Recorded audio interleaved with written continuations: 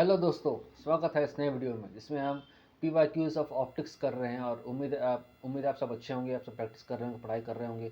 Exam की date नज़दीक आ गई है। एग्ज़ाम क्लियर करना है, नीट, JEE, और जो भी कॉम्पिटिटिव एग्जाम्स आप अपीयर हो रहे हैं, जिसमें फिजिक्स एक इंपॉर्टेंट रोल प्ले करता है, उसकी तैयारी कर रहे होंगे। और उसमें उसमें इस वीडियो सीरीज़ का आपको काफ़ी मदद मिल रहा होगा, काफ़ी हेल्प हो रही होगी आपकी, है ना। तो मेहनत करते रहिए, कुछ प्रैक्टिस करते रहिए, वीडियोस देखते रहिए, क्वेश्चन सॉल्व करते रहिए। उम्मीद आपने इसके पीछे वीडियो सीरीज काफ़ी सारी क्वेश्चन देखे होंगे, सॉल्व किए होंगे, और कॉन्फिडेंस आया होगा आप लोग को, है ना। तो ठीक है, इस वीडियो सीरीज में हम इस तरह क्वेश्चन और लाते रहेंगे। हम अपने पुराने कुछ क्वेश्चन सॉल्व किए होंगे। तो आपने पिछला वीडियो अगर देखा होगा तो आपने क्वेश्चन सॉल्व किया होगा खुद से भी। उसका आंसर हम इस वीडियो में भी देने वाले हैं। Let us start the video. और पिछले वीडियो के अंत में हमने एक सवाल पूछा था, उस सवाल का आंसर ये है कि the angle between the reflected ray and the refracted ray in polarisation. ये सवाल था कि what is the angle between reflected ray and refracted ray in polarisation. It is 90 degree, है ना। तो ये होता है 90 डिग्री। चलिए आगे बढ़ते हैं, आज की वीडियो को स्टार्ट करते हैं।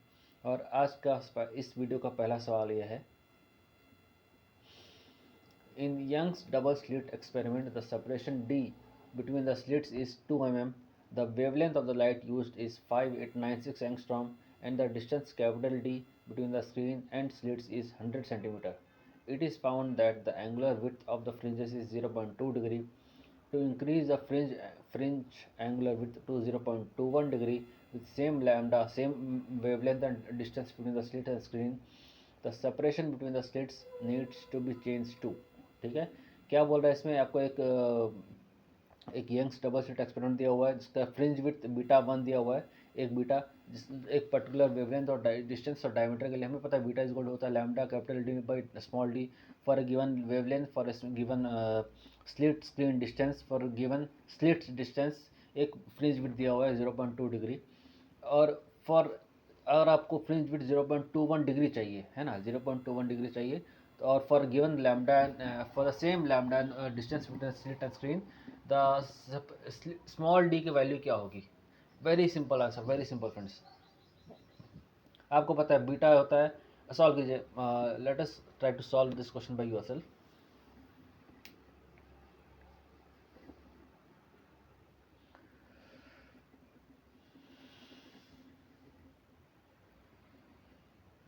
इतने इस तरह के क्वेश्चन हमने इतने सारे क्वेश्चन सॉल्व किए हैं फ्रेंड्स। ये देखिए, ये लेटेस्ट क्वेश्चन है, नीट 2018 का है, बहुत ज़्यादा पुराना नहीं है, बहुत लेटेस्ट क्वेश्चन ही है। तो इस तरह के क्वेश्चन आते रहते हैं फ्रेंड्स, प्रैक्टिस करते रहिए, बहुत क्वेश्चन आते हैं ऐसे, है ना। बनाते रहिए, क्वेश्चन सॉल्व करते रहिए, बहुत ईजी है, डिफिकल्ट नहीं है। तो आपका पहला अप्रोच इस क्वेश्चन का क्या होना चाहिए, हमें पता है बीटा की वैल्यू होती है lambda into capital D upon small d, where small d is the distance between slits और capital D is the distance between slits and screen. तो हमें ये मालूम करना है कि स्मॉल डी की वैल्यू क्या होगी for given lambda and D. तो हमें पता है beta is equal to inversely proportional to small D, है ना। तो हम ये लिख सकते हैं ना, beta 1 by beta 2 is equal to D2 upon D1। Beta 1 by beta 2 is equal to D2 by D1। हमें बीटा 1 दिया हुआ है, बीटा 2 दिया हुआ है, D1 दिया हुआ है, तो हम D2 नहीं कैलकुलेट कर सकते। ईजी है, वेरी सिंपल ना। तो चलिए आगे देखते हैं क्या क्या दिया हुआ हमें क्वेश्चन है। सेपरेशन बिटवीन स्लिट्स 2 mm दिया हुआ है, वेवलेंथ ऑफ लाइट दिया हुआ है, डिस्टेंस डी दिया हुआ है, इसका यूज ही नहीं है, हमें सिर्फ दिया हुआ है देने के लिए। Beta fringe with beta is equal 0.2 degree, new fringe with beta 1 दिया हुआ है। तो हमें पता है beta is equal lambda D by D होता है। आगे बढ़ते हैं, कुछ नहीं, लैम्डा डी बाई डी कर दीजिए, आपको डी की वैल्यू मिल जाएगी। Beta 1 by beta 2 0.2 by 0.2 upon 0.21 is equal to D2 by D1 दिया हुआ है 2 mm। तो आप कर लीजिए, कैलकुलेट आ जाएगा 1.9 mm। तो answer option number C is the correct answer.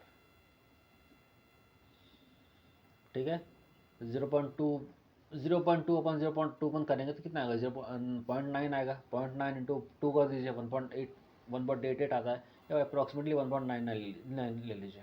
तो 1.9 mm is the correct answer. ठीक है फ्रेंड्स, उम्मीद है आपको ये क्वेश्चन बन गया होगा आपसे। बहुत इजीली 1 मिनट के अंदर बनता है ये सर क्वेश्चन। नीट के क्वेश्चन बहुत ईजी होते हैं, आपको बहुत ज़्यादा सोचने की ज़रूरत नहीं होती।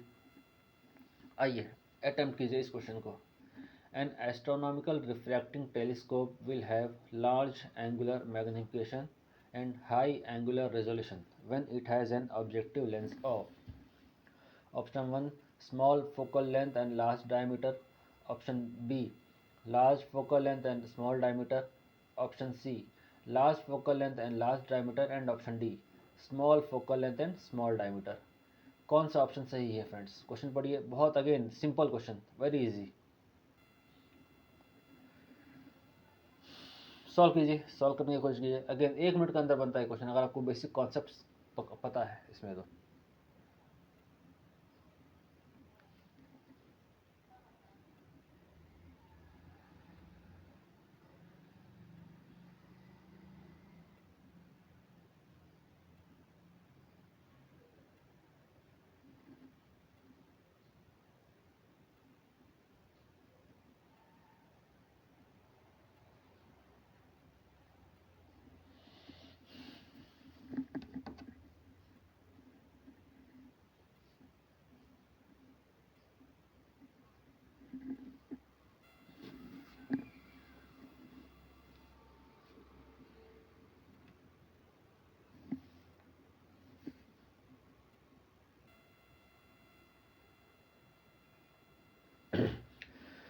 देखिए वेरी सिंपल कॉन्सेप्ट फ्रेंड्स, आपको पता है एन एस्ट्रोनॉमिकल रिफ्रैक्टिंग टेलीस्कोप का पावर अगर हम निकालें, हम पावर की वैल्यू बात करते हैं या मैग्नीफिकेशन की बात करते हैं। मैग्नीफिकेशन होता है स्मॉल एम, हम मैग्नीफिकेशन को हम स्मॉल एम से डिनोट करते हैं। और क्या लिखते हैं हम, अगर आपको याद हो formula, F naught upon F, बताइए, F E, yes very good. तो एम की वैल्यू, मैग्नीफिकेशन की वैल्यू हम लिखते हैं focus focal length of objective divided by focal length of eyepiece. Astronomical telescope में 2 लेंस होते हैं, पता है ना आपको, एक होता है ऑब्जेक्टिव और दूसरा होता है आई पीस। तो ऑब्जेक्टिव का focal length upon eyepiece का फोकल लेंथ, ये होता है मैग्नीफिकेशन रेशियो। तो हमें चाहिए, देखिए लार्ज एंगुलर मैग्नीफिकेशन, मतलब एम की वैल्यू बहुत लार्ज है। एम की वैल्यू लार्ज मतलब एफ ई की वैल्यू स्मॉल होनी चाहिए, एफ ओ की वैल्यू लार्ज होनी चाहिए। तो स्मॉल फोकल लेंथ तो यहीं कट के अपने आप, स्मॉल फोकल लेंथ जो है यहाँ से हट गया, small focal length option A और ऑप्शन डी तो अपने आप हट गए। ठीक है, तो देखिए ऐसे एलिमिनेट करके सॉल्व कीजिए, इजीली बनता है क्वेश्चन। तो आपको पता है एफ ओ लार्ज चाहिए तो स्मॉल तो होगा नहीं ऑप्शन में, तो A is cancel, D is cancel, तो बचा क्या ऑप्शन बी और ऑप्शन सी। अब आगे बढ़ते हैं, और large focal length option B और ऑप्शन सी में है। आगे देखते हैं कैसे होगा next solve. High angular resolution, और what is formula of resolution, देखते हैं आगे what is formula of resolution. ठीक है, ये हो गया तो हमने देख लिया। हाई फॉर्मूला फॉर रेजोल्यूशन होता है power is equal to 1.22 D by lambda, D is the diameter of aperture. ठीक है, फॉर हाई रेजोल्यूशन के लिए डायमीटर भी लंबा बड़ा होना चाहिए। ठीक है, तो अब बताइए small diameter large diameter, option A तो कट गया था, ए कैंसिल हो गया था, डी कैंसिल हो गया था। अब small power is equal to D P is directly proportional to D, तो यहाँ पर स्मॉल डायमीटर ये भी कैंसिल हो गया, बचा क्या, correct answer is option C. ठीक है, large focal length and large diameter is the correct answer. ठीक है, उम्मीद है आपको एक कॉन्सेप्ट समझ में आया होगा। बहुत इजी, बहुत अच्छे क्वेश्चन हैं, सॉल्व करते रहिए फ्रेंड्स, बहुत अच्छे मार्क्स, इजी स्कोरिंग होते हैं, इजी क्वेश्चन आते हैं नीट में, easy question, very easy question. So option C is the correct answer. आइए इसको सॉल्व कीजिए।